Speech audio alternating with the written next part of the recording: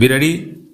Start. Sir, 40 years ago, when we achieved our independence, it was not the end of our fight, but a beginning of a new fight against poverty and a fight to make freedom a reality for our teeming millions. All of us are partners in this great struggle, and we have to go a long way to achieve our objectives. We have to ensure a better life for our children and find more jobs for our young men.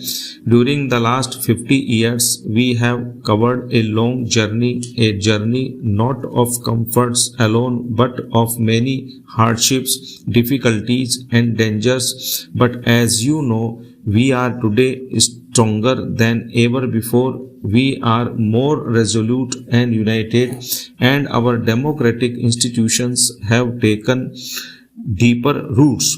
However, we have to see that the pace of our progress is accelerated and we fulfill our places. As you know, we have made some progress and have a number of achievements to our credit, but I regret to say that there are some people in our country who even question these achievements.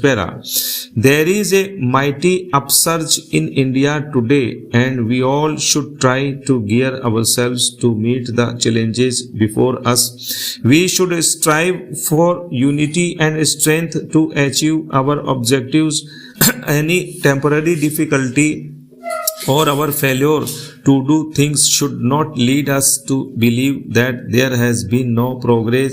We do make mistakes sometimes, but these cannot nullify our achievements. While we criticize ourselves for our shortcomings, we should not overlook our many achievements. We have to do some heart searching and decide what the shape of things should be. Almost every year, as you know, we face droughts in some parts of the country and floods in others. But the impact of such tragedies today is not the same as it used to be years ago. Previously, whenever there was drought in rural areas, there was hardly any assistance from outside, but things are quite different now. We take immediate steps to rush aid to the affected areas and face the calamity unitedly. We cannot prevent the vagaries of nature, but we can always face them unitedly. A significant development we see in the increasing self-reliance among our people and a belief that they alone are the masters of their destiny. This is our greatest asset and a source of our real strength. As you know, we have made considerable progress in the fields of agriculture and industry.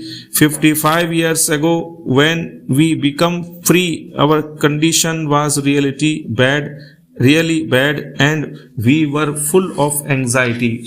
We were faced with so many problems, and it looked as if we would not be able to preserve our independence. But these people were proved wrong. We were successful in solving our problems one by one, and during these years made significant progress in every walk of life and improved our performance in industrial and agricultural fields. Food production in the country increased. A large number of new factories have come up, and again all the critical and complex problems were solved by one. Production of steel and electricity has increased. Many heavy machines which we were formerly importing are now being manufactured in the country.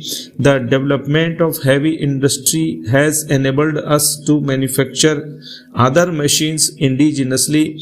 It is true that our production is largely due to rapid increase in our population, so we are always faced with the problem of how to meet the demand which is increasing day by day. Some people do not see things in proper perspective and try to build the achievements. Such persons who close their eyes to the realities are no friends of the people.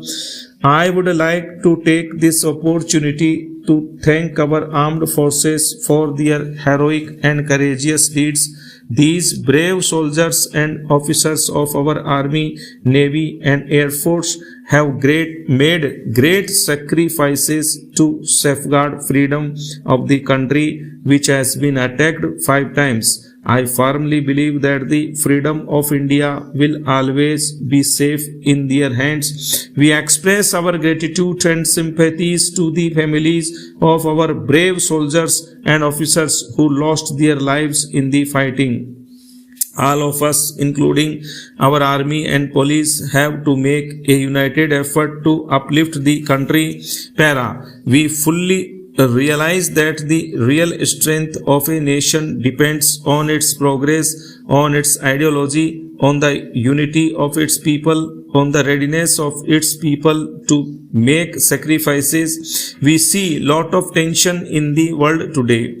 The real question before us is whether we want to put away our energies in useless agitation and quarrels, or whether we want to look into our future and act to make it really prosperous. Today we find restlessness among our youth and others. This restlessness is not peculiar to us alone. Youth all over the world want more and more participation in political and social affairs of the country at large. This is a universal phenomenon today. Stop.